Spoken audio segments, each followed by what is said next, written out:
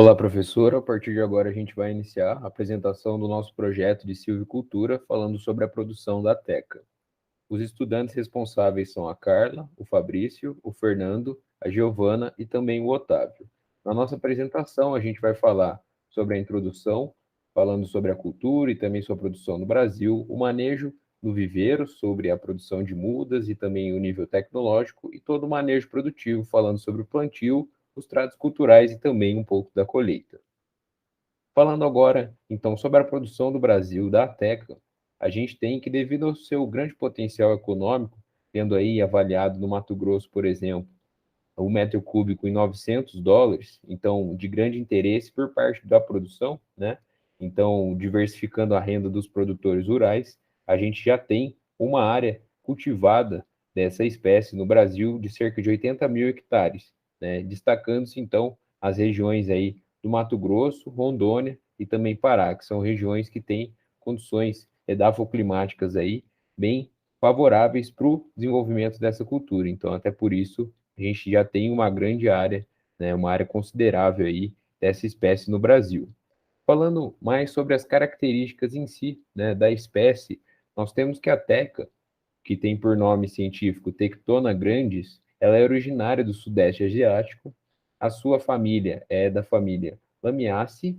O seu porte arbóreo, perdão, em que a gente tem uma árvore que pode chegar até 60 metros de altura. As suas características são de folhas caducifólias, né? Então, são folhas que caem durante as estações do inverno, principalmente, e folhas opostas, elípticas, né? Com formato elíptico, coriáceas, então com uma estrutura parecida com couro mesmo e de textura áspera. As folhas são grandes, arredondadas, e o comprimento é de 30 a 40 centímetros. Como a gente pode ver na foto, ela é bem grande mesmo, e as suas inflorescências são do tipo panícula e cada fruto tem cerca de 1 a 4 sementes.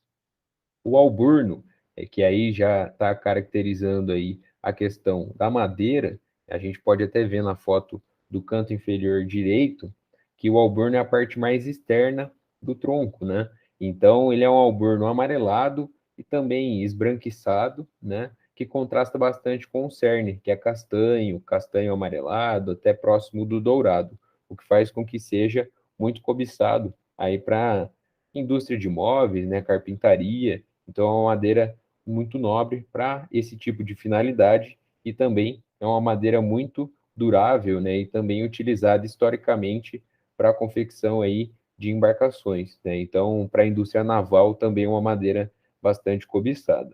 Falando sobre a questão da sua demanda hídrica, né, suas demandas de cultivo, quais são as características propícias, né, para o desenvolvimento aí da teca, a gente tem, então, a questão da demanda hídrica de 1.300 a 2.500 milímetros por ano.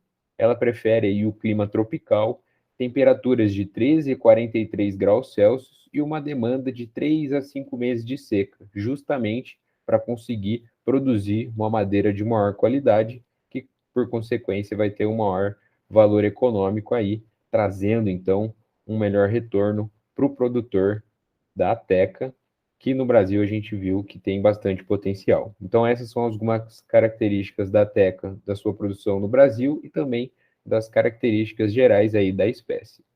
Bem, agora vamos falar um pouquinho sobre o viveiro. O que é o viveiro? É o berçário do planta. Em agricultura, é um campo ou uma parcela de terra reservado para multiplicação e para a cultura de plantas. Os tipos de viveiro variam muito do nível tecnológico. Então, tem os viveiros permanentes e os temporários. Os viventes permanentes atendem programas permanentes de reflorestamento, então é uma alta tecnologia e o viveiro é destinado somente à produção de muitas mudas, né? Já o provisório são instalações mais rústicas, feitas assim para atender uma demanda de mudas, mas depois ele é desfeito, né? Alguns cuidados na implantação do viveiro, né? Então tem que tomar cuidado com a topografia do terreno, né? Procurar um local mais plano. A fonte de água tem que ter bastante água e água de qualidade, para estar sempre irrigando essas mudas para que elas possam desenvolver bem sadias, né? A proximidade da área de plantio tem relação assim com a logística, né? Então é bom que seja o viveiro próximo do local de plantio, né? Também para evitar perdas, né? No transporte, né? De perdas de mudas. E a proteção das mudas, né? Então, nessa questão entra as cercas vivas, né? Que é para evitar contaminações de fora. Entra a questão da fixanidade, né? A cuidar da saúde das mudas, tanto de ataques de pragas, tanto de ataques de doenças. A semente da teca. O material utilizado como semente é o fruto da teca. Ele é constituído por um caroço duro. E dentro do caroço existem 4 cavidades, denominadas ilóculos, onde podem estar alojadas até 4 sementes. Assim, o tempo para a germinação dessas sementes ele é bem longo. Então, para que as sementes germinem mais rápido e uniforme, ocorre assim a prática de quebra de dormência. E uma das práticas de quebra de dormência da teca é mergulhar os frutos em água corrente por um período de aproximadamente 24 horas, dentro de um saco de aninhagem, permanecendo sempre o saco com a semente imerso dentro da água. E por fim, a muda toco. Ela é muito recomendada na propagação seca por ser uma prática simples e econômica. A única desvantagem dela é o tempo. Então, para fazer a plantação por meio do toco, ela tem que ser assim bem planejada. Então, ela é a parte da muda da raiz nua, devidamente podada, né?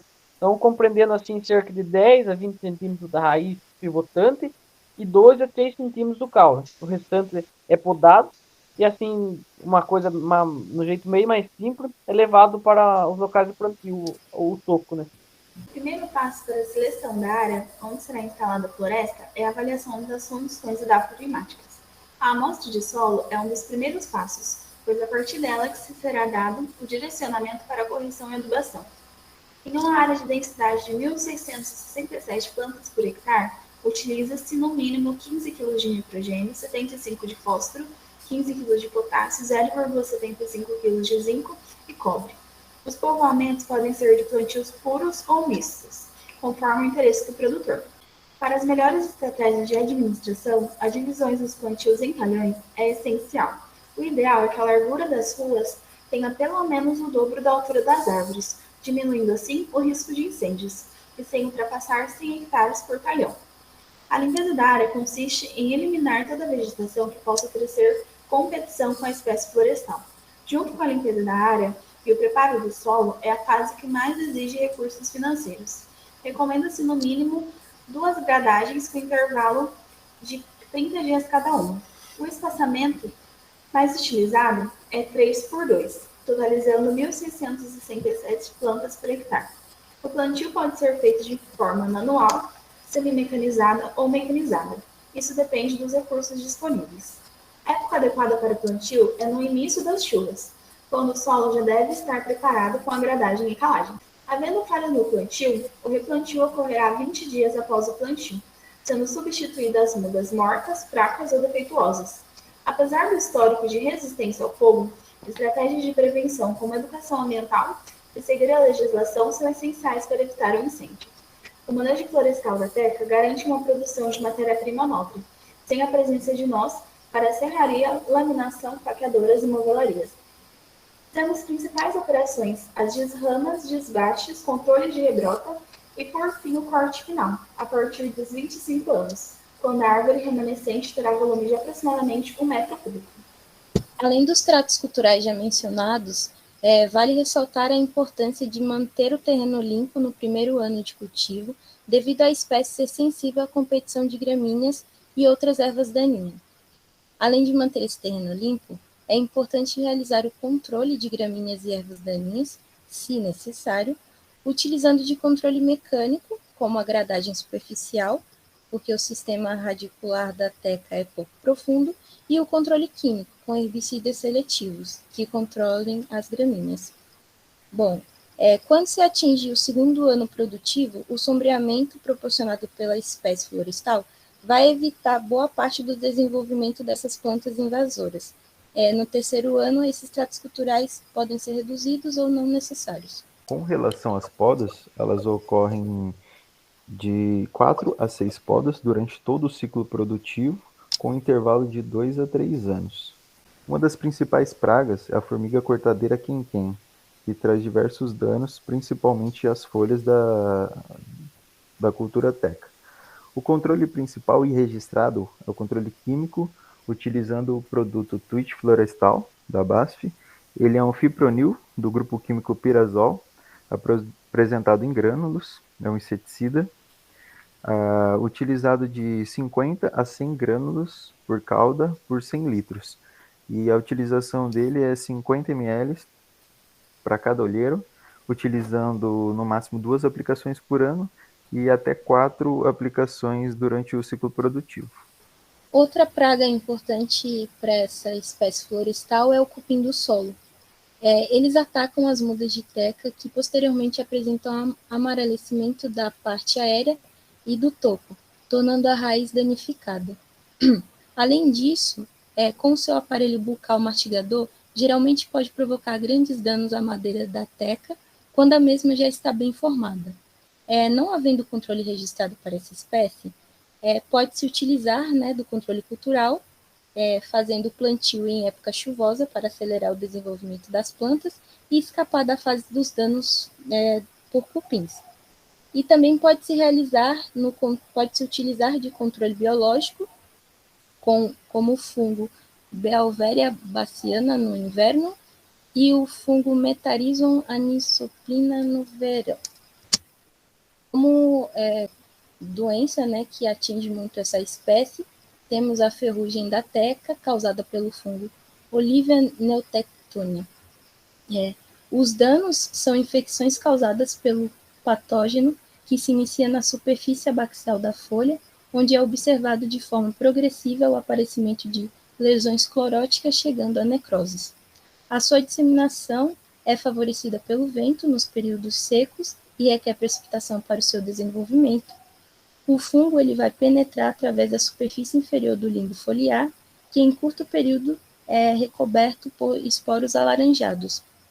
No controle, existem alguns princípios que podem ser aplicados para a realização do controle da ferrugem, como o princípio de exclusão, que seria a realização de uma quarentena no local, sem a realização do trânsito de plantas infectadas, uso de mudas sadias, também é importante nesse princípio de exclusão, princípio de erradicação, eliminação de qualquer material infectado, adoção de podas e desamas corretas também é fundamental.